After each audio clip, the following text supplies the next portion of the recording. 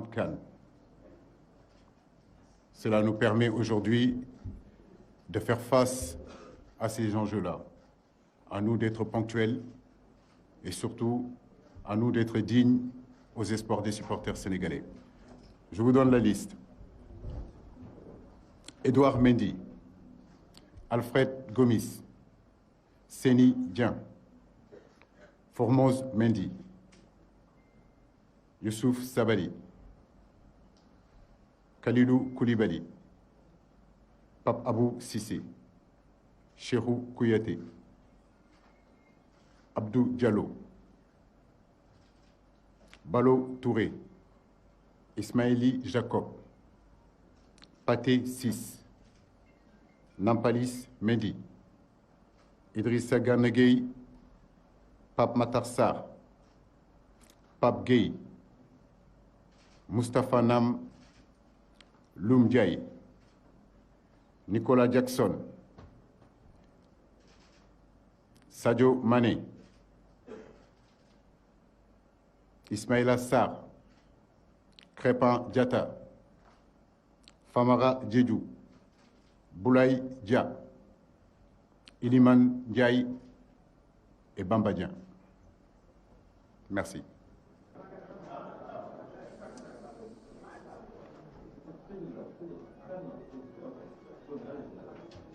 Il est un peu difficile de répondre si on ne s'écoute pas. Essayons de nous écouter un petit peu. Ça fait, je pense que les questions, il y aura plus de questions et j'aurai le temps vraiment de pouvoir répondre à toutes vos questions. Mais de grâce, essayons de nous écouter un petit peu. La première question, Malik, c'est que représente cette Coupe du Monde? Sadio Mané, on est en train de le suivre. On a envoyé, comme vous le savez, depuis hier ou avant-hier, le médecin de la Fédération sénégalaise de football.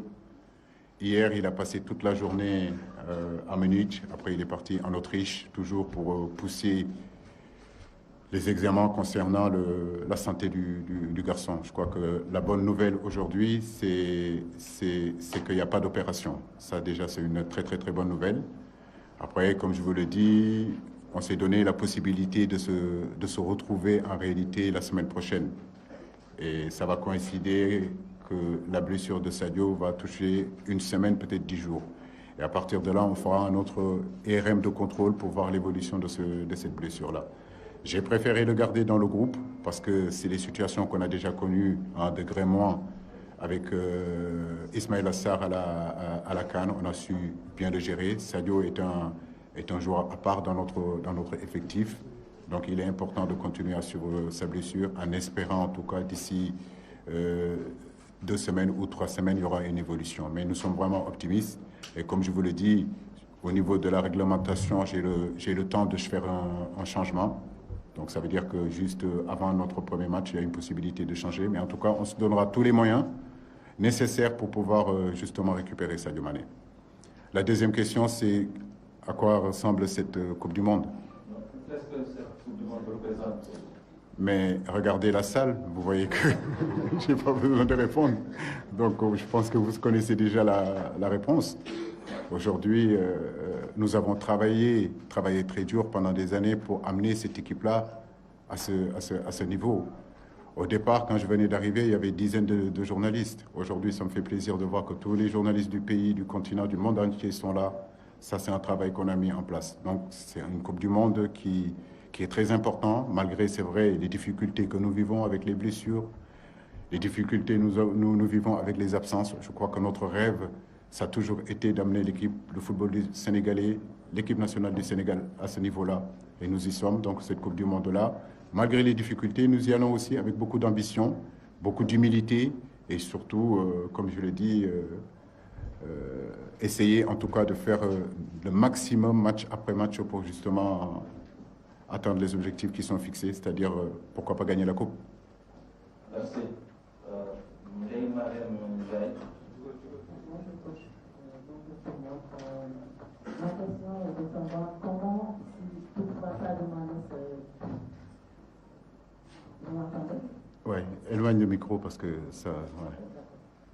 Si toutefois ça demande de les forcer, on ne le souhaite pas, Comment comptez-vous organiser l'attaque sénégalaise?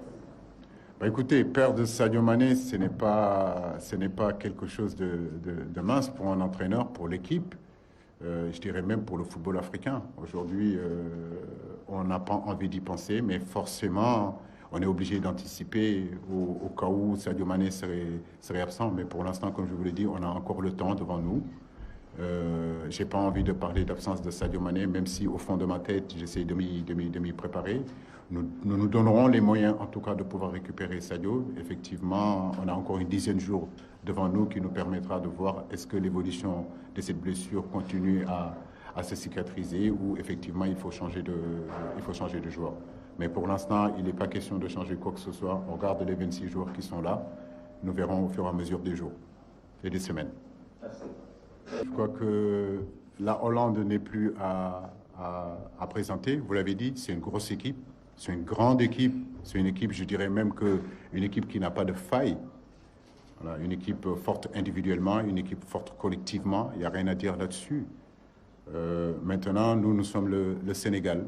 Voilà, nous savons que quand on a un objectif et qu'on veut l'atteindre, il n'y a rien, absolument rien du tout qui peut nous empêcher de l'atteindre. C'est ce que je vous disais tout à l'heure. Je dirais que j'ai souhaité un groupe aguerri justement et disposé justement à répondre à ces défis d'envergure. Notre expérience, notre vécu aujourd'hui depuis pratiquement plusieurs années nous réconforte qu'on peut aussi tenir tête à des grandes équipes. Et comme je le dis, je suis mieux placé pour le savoir. Et j'espère qu'on aura la même chance qu'on a eue en 2002. Voilà, quand on arrivait, on jouait contre le champion d'Europe, on jouait contre le champion du monde. Mais ça ne nous a pas empêché de faire un résultat. Donc c'est à ces garçons-là, à nous tous, de se rappeler les ingrédients qu'on a mis. Et ces ingrédients seront importants face, pour moi, une des très belles équipes de ce monde-là. J'ai envie de dire que c'est une finale avant la lettre. Voilà, parce que la Hollande, effectivement, est une très bonne équipe. Mais comme je vous l'ai dit, depuis quelques années, nous sommes le Sénégal. Et nous faisons des choses qui peuvent nous donner un peu plus de confiance et aborder justement ces matchs-là avec beaucoup de sérénité. Saliou Ciss, depuis 7 ans que je suis là, j'ai des décisions douloureuses, des décisions difficiles que je dois prendre. Le cas de Saliou en fait partie. Mais vous savez, aujourd'hui, l'équipe nationale du Sénégal aussi a atteint à un certain niveau qui fait que nous devons être très attentifs sur les critères de non-sélection. Aujourd'hui, il est difficile de sélectionner un joueur qui n'a pas de club. Je sais que sa situation est difficile, mais depuis le départ, en fait, on est avec lui. Je n'ai aucun doute qu'il reviendra dans cette sélection-là quand sa situation se réglera. Mais il est très important aujourd'hui d'envoyer un signal fort à tous les autres joueurs aussi, sénégalais, que pour venir dans cette équipe nationale-là, il y a quand même des critères à remplir. Et ces critères-là, en réalité, en premier, c'est d'abord avoir un club. Et ça, c'est pour le respect, justement, et le professionnalisme, le respect que nous avons pour Saliou, et surtout le respect que nous avons pour l'institution qu'est la Fédération sénégalaise de football, qu'un joueur qui n'a pas de club ne peut être sélectionné nulle part dans cette institution-là. Voilà. Maintenant, la deuxième question, c'est... Oui, ça c'est sûr. Grégoire, vous savez, aujourd'hui, on est à la Coupe du Monde. Et la Coupe du Monde, en réalité, c'est les meilleurs joueurs au monde, les meilleurs techniciens au monde, les meilleures équipes au monde. On ne peut en aucun cas sous-estimer aucune équipe. Toutes les équipes qui sont venues ici, toutes les équipes qui sont là, c'est parce que tout simplement, ils ont bataillé dur pour être là, éliminer d'autres grosses écuries pour être là.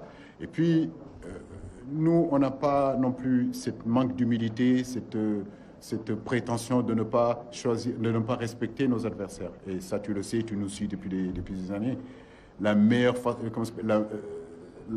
façon dont nous devons préparer nos matchs, c'est ce qu'on va faire, que ce soit une grosse équipe, une soi-disant grosse équipe ou bien une petite équipe. Nous, tous les matchs sont importants. Mon staff et moi, les joueurs, tous, on est aujourd'hui prêts à respecter ces trois équipes-là. Mais comme je l'ai dit, on ira là-bas sans complexe d'infériorité. Notre expérience, notre vécu aussi nous donne des armes à faire valoir. C'est à nous d'avoir confiance en nous. Mais crois-moi, que ce soit la Hollande, que ce soit le Qatar, que ce soit l'Équateur, c'est très compliqué à les manœuvrer, mais nous sommes le Sénégal et nous sommes capables aussi de passer. Je ne peux pas retenir mes joueurs. Moi, je pense que mes joueurs doivent jouer libérés, sans pour autant penser au carton, etc. C'est très pertinent ce que tu dis, je l'ai dit aussi. J'ai dit que certains sont expérimentés, d'autres le sont moins, mais en réalité, c'est tous des compétiteurs de haut niveau pouvant justement faire face à à ces défis d'envergure. Maintenant, comme je vous le dis, depuis 2015, je suis à la tête de cette équipe nationale. En 2012, on était aux Jeux Olympiques. C'est la base de cette équipe-là. En 2015, je suis parti avec eux. Mais si vous regardez de 2015 à 2019, l'équipe, bien sûr, a évolué, a très bien évolué. De 2019 à 2022, l'équipe a pu aussi s'est améliorée. Bien sûr, c'est ça le football. L'équipe nationale, c'est une porte d'entrée, c'est une porte de sortie. C'est des joueurs qui doivent arriver, c'est des joueurs qui doivent aussi assurer leur place au sein de cette tanière. La blessure de Bouna Sarr, je n'y peux rien. Un garçon comme Saliou, sa situation aussi, je n'y peux pas grand-chose. Bien sûr que c'est des garçons que j'aurais bien aimé amener et rester dans ce constance-là, dans cet équilibre-là. Mais tant bien que mal, on a essayé quand même de rester dans cette constance et cet équilibre.